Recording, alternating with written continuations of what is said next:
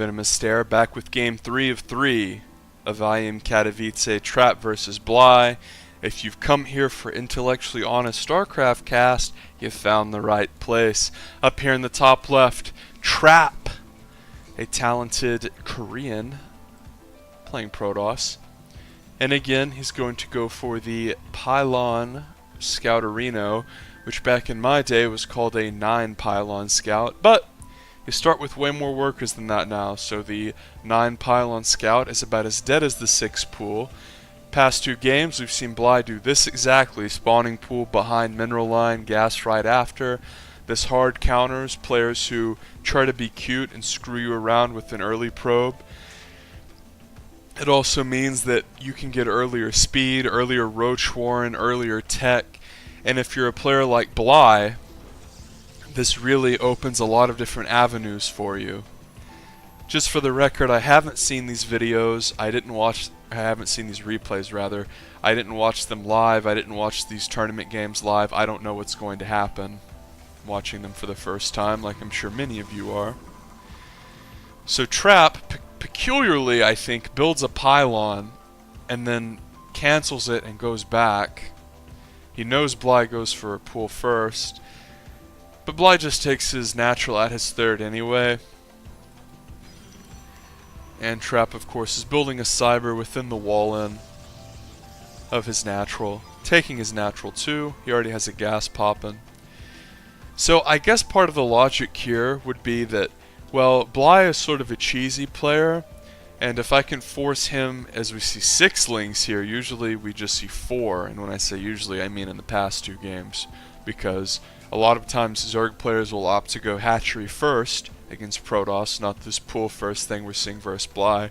Seems like every time I go hatch first versus Protoss players, they build like a million shield batteries and cannons at my natural and I lose, so I don't know, I'm pretty shit though, so lings get in, and to repeat game 2, it looks as though an adept is going to be able to come in and clean things up relatively quickly. I mean, Trap already has a zealot. Again, I don't expect this to do much damage at all.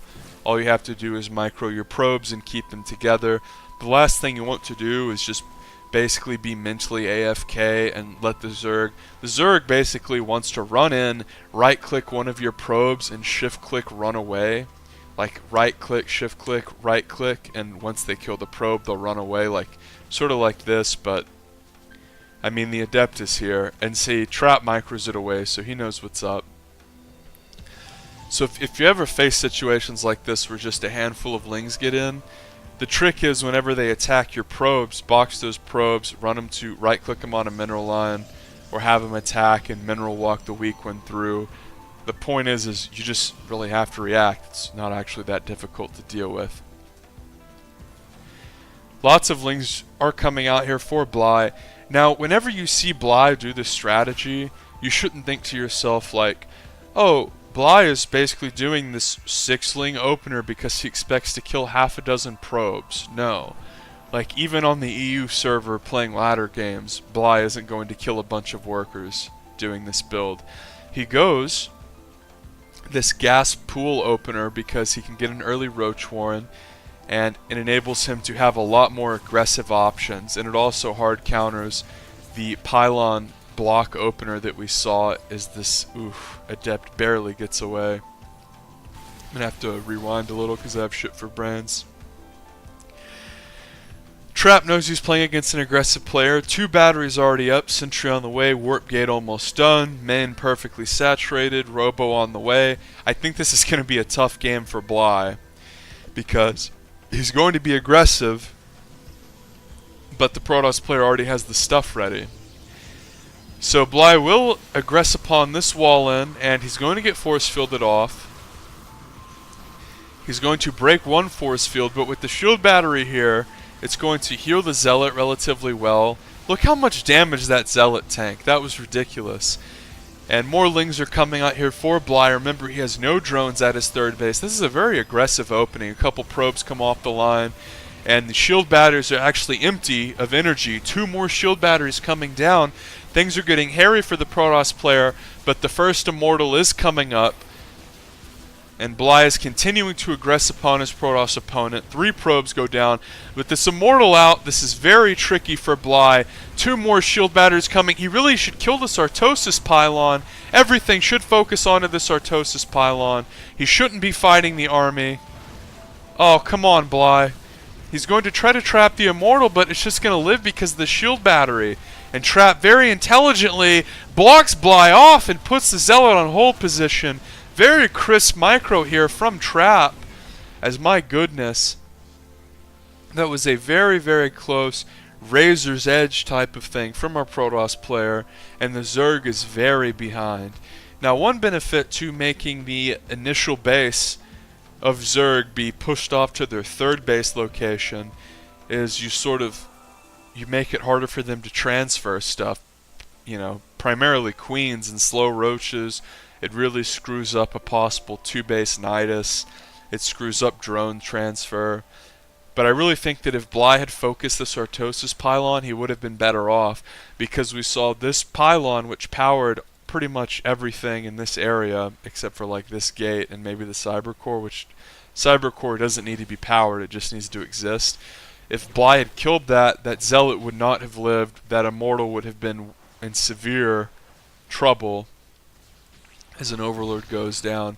And whenever it's that close for a Protoss player, losing your Immortal, losing the ability to hold your wall in, that can be the difference between winning and losing.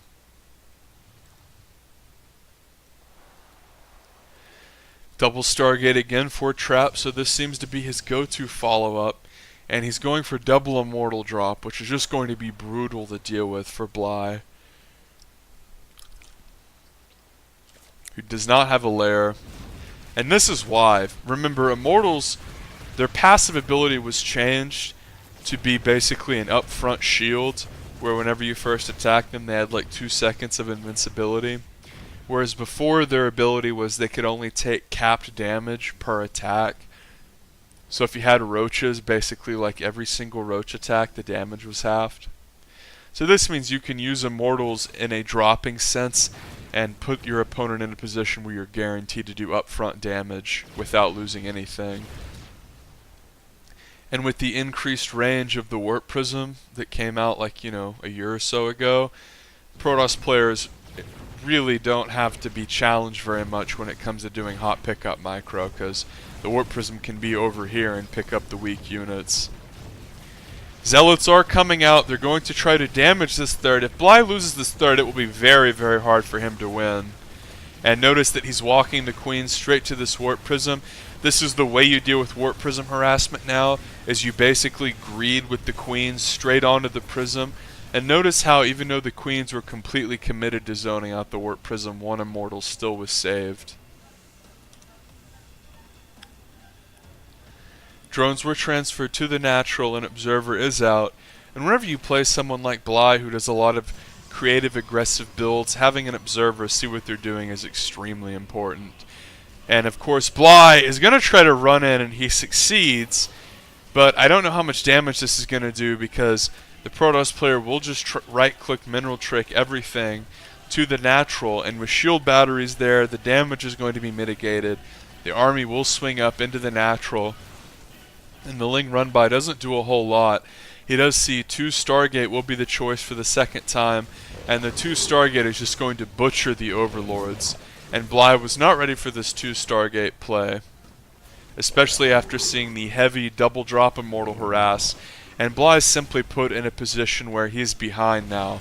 Not only is he behind in supply, but he's behind in supply cap, because he's really sort of sitting in this position where the Protoss player can just decimate his Overlords with impunity. He wasn't ready for all these Phoenix to show up. And even with Spore Crawlers, the Protoss player just has so much map control. Trap is getting +1. The 3rd was cancelled with a few Lings.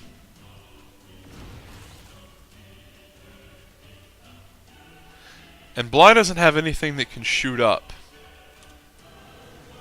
And when I say nothing, I mean nothing, okay? He doesn't even have a Queen. So Trap is just extremely far ahead.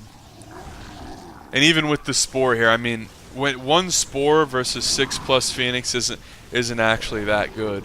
It prevents Protoss from just sitting over your natural with impunity for infinite amount of time, but that's about it. And Bly is just in dire straits here. He's trying to fight his way out of a supply block. And one of the brutal things that you... what the fuck? One of the brutal things that you have to deal with here as Zerg is you're already behind. You really just want to make a bunch of drones to try to get back. And you're constantly forced to spend your money remaking queens, making spore crawlers, remaking OVs. So then when the follow-up push comes, you've been spending the last 3 minutes making shit, remaking shit that you really don't want to remake. The third will go down here, and Bly probably is going to lose this best of 3. I'm not going to sugarcoat it and do the WCS gas casting bit. Oh, it's 69 supply to 116. If Bly has perfect micro, maybe. No, fuck that. I mean, the Protoss player could just A-move all of his shit and walk away from the keyboard like Combat X to shake his hand preemptively and Bly would still die. Bly is screwed. He can't hold. The lead is insurmountable. The Protoss' third is alive and kicking. And Bly went for that aggressive build early and it didn't work out. And this is the result of going for aggressive builds early on, as you sort of fall behind in the mid-game if they don't do severe damage. Trap will continue to A-move to victory, and that is the game. Bly loses 2-1. Trap takes a solid victory versus the aggressive Zerg. Subscribe for more.